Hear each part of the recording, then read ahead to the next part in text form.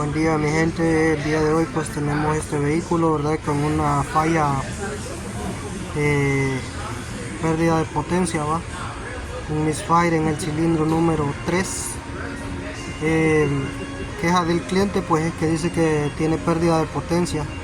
Casi siempre cuando llega a un stop dice le cuesta, el carro empieza a vibrar y cuesta pérdida de potencia al arrancar, ¿verdad? Bueno, pues le conectamos lo que eran los datos en vivo con el escáner, ¿verdad? Para chequear, y nos dice que hay un misfire en el cilindro número 3. El cliente dice que ya reemplazó lo que son las bobinas, las bujías, ¿verdad? Y aquí las tenemos. Pues después de hacer una prueba con el vehículo, ¿verdad? Con los datos en vivo y el escáner conectado, nos dimos cuenta de que lo que dice el cliente es verdad, ¿verdad? El carro solo falla cuando va en ralenti, ¿verdad? Digamos, al momento de pararnos en un stop, el carro tendría a vibrar, ¿verdad? Y a empezar como a temblar el motor. Y pues ya una vez que desarrollaba, ¿verdad? El carro ya no tenía problema.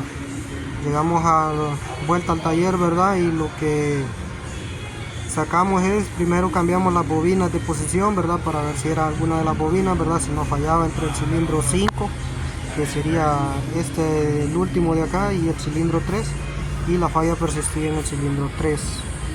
Una vez quitamos la bujía, ¿verdad? Nos percatamos de que se miraba bien supuestamente, según lo que ustedes pueden ver, la punta del electrodo de la bujía, ¿verdad? Pero chequen esto, ¿verdad? Al momento de que saqué la bujía, vean esto ahora, cerrada, y ahora está abierta. Entonces esto es lo que está presentando la falla, ¿verdad? El electrodo en la parte del centro está quebrado, probablemente dejaron caer la bujía en algún momento, y ahí está cerrado y aquí está abierto, ¿verdad?